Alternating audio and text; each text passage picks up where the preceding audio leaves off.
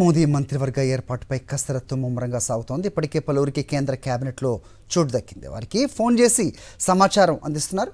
Rajnath Singh, Gadkari, Sonowal, Meghwal, Jitendra సింగ్కు phone వచ్చినట్టుగా సమాచారం. అటు Piyush Goyal, Scindia, HAM chief Manjhi phone call అందుకున్న వారిలో ఉన్నారు. జేడీఎస్ కుమారస్వామి, శివసేన షిండే వర్గానికి చెందిన ప్రతాప్ రావుకు కూడా ఫోన్ వచ్చింది. ఇక టీడీపీ నుంచి ఇద్దరికి కేబినెట్ చోటు కన్ఫర్మ్ అయింది. రామ్మోహన్ నాయుడు, పెమ్మసాని చంద్రశేఖర్కు అధికారులు ఫోన్ ద్వారా సమాచారం ఇచ్చారు. తెలంగాణ నుంచి ఇద్దరికి చోటు కల్పించారు. కిషన్ రెడ్డి, బండి సంజయ్కు కేబినెట్ పదవి దక్కింది. ఇక తమిళనాడు బీజేపీ చీఫ్ అన్నామలైకు కేంద్ర కేబినెట్లో చోటు దక్కనుంది. కోయంబత్తూరు నుంచి పోటీ చేసి అన్నామలై ఓడిపోయారు. అయితే అన్నామలైను కేంద్ర మంత్రివర్గంలోకి తీసుకుని రాజ్యసభకు ఎంపిక చేసే యోచనలో బీజేపీ అధిష్టానం ఉంది.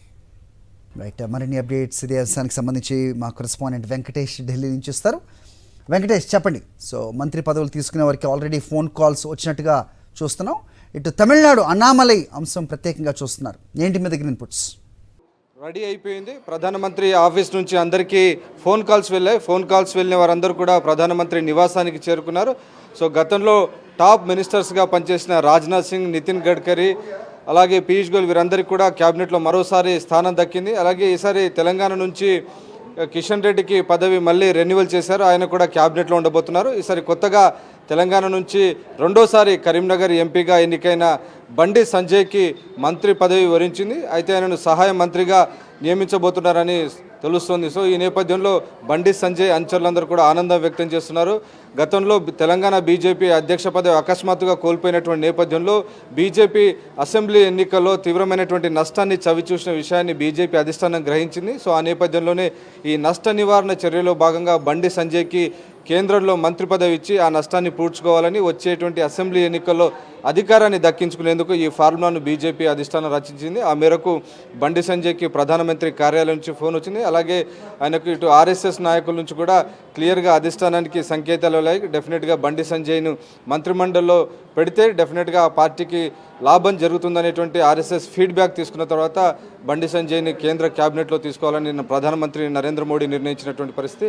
ఇక తెలుగుదేశం పార్టీ నుంచి ఆంధ్రప్రదేశ్ నుంచి క్యాబినెట్లోకి రామ్మోహన్ నాయుడు, పెమ్మసాని చంద్రశేఖర్ వీరికి చోటు ఖరారైంది. అయితే బీజేపీ నుంచి పురంధేశ్వరికి, సీఎం రమేష్ ఇద్దరు కూడా ఆశించినప్పటికీ ఈ తొలి విడతలో వారికి అవకాశం లేనట్లని తెలుస్తుంది. ఎందుకంటే ఆంధ్రప్రదేశ్లో 2 పోస్టులు ఇప్పటికే టీడీపీకి దక్కినటువంటి నేపథ్యంలో తెలంగాణలో 2 ఇక్కడ నుంచి ఇస్తున్నారు. కాబట్టి తెలుగు రాష్ట్రాలకు 2టికి కలిపి 4 మంత్రి పదవులు పొందబోతున్నటువంటి పరిస్థితి. అలాగే దాదాపు 30 నుంచి 40 మంది మంత్రులు ఈరోజు ప్రమాణ స్వీకారం చేయబోతున్నారు. రాత్రి 7:15 నుంచి 8 గంటల మధ్యలో ఈ మంత్రులందరూ కూడా ప్రమాణ స్వీకారం చేయబోతున్నటువంటి పరిస్థితి. సో ఈ నేపథ్యంలో మనతో పాటు కొంతమంది బండి సంజయ్ అనుచరులు, పార్టీ నాయకులు ఉన్నారు. సో బండి సంజయ్ గతంలో అకస్మాత్తుగా పదవి కోల్పోయారు. సో ఇప్పుడు కేంద్ర మంత్రి పదవి వరిస్తుంది, ఏమనిపిస్తుంది? చాలా ఆనందంగా ఉంది. కార్యకర్తలందరూ కూడా హృదయపూర్వకంగా శుభాకాంక్షలు చెప్తున్నారు. తెలంగాణకు 2 మంత్రి పదవులు రావడం అనేది ఆనందం. ఎందుకంటే కొన్ని ఏళ్లుగా భారతీయ జనతా పార్టీ కార్యకర్తలు, నాయకులందరూ కూడా అనేకమైన మిగతా పార్టీల వల్ల నాయకుల అవమానాలు అన్నింటి కూడా గురై భారతీయ జనతా పార్టీని అడుగడుగునా నిలుపుతున్న క్యాడర్కి ఇది ఒక పెద్ద సంతోషకరమైన వాతావరణం. తప్పకుండా ఈ యొక్క స్ఫూర్తితోటి, ఈ పట్టుదలతోటి భవిష్యత్తులో భారతీయ జనతా పార్టీ తెలంగాణలో అధికారంలో రావడం కోసం కృషి చేస్తారనేది స్పష్టం. మరోవైపు తెలంగాణ అభివృద్ధి కోసం కూడా ఇటు కిషన్ రెడ్డి గారు కానీ, ఇటు బండి సంజయ్ గారిని దోహదపడతారు. అప్పటికే మరి కిషన్ రెడ్డి గారు దాదాపు 9 లక్షల కోట్ల రూపాయలు తెలంగాణకి ఇచ్చిన విషయాన్ని మరోసారి మర్చిపోలేరు. అదే తరహాలో ఇప్పుడు అత్యధిక మెజార్టీతో గెలిచినటువంటి బండి సంజయ్ కానీ అదే అందరూ కూడా మంత్రివర్గంలోకి రావడం అనేది తెలంగాణ తప్పంగా ప్రతి ఒక్కరు కూడా సంతోషపడతారు. మేమందరం కూడా సంతోషంగా ఉన్నాం. మీరే ఉంటారు. బండి సంజయ్ గారికి మంత్రి పదవి సంతోషదాయకమైన విషయం.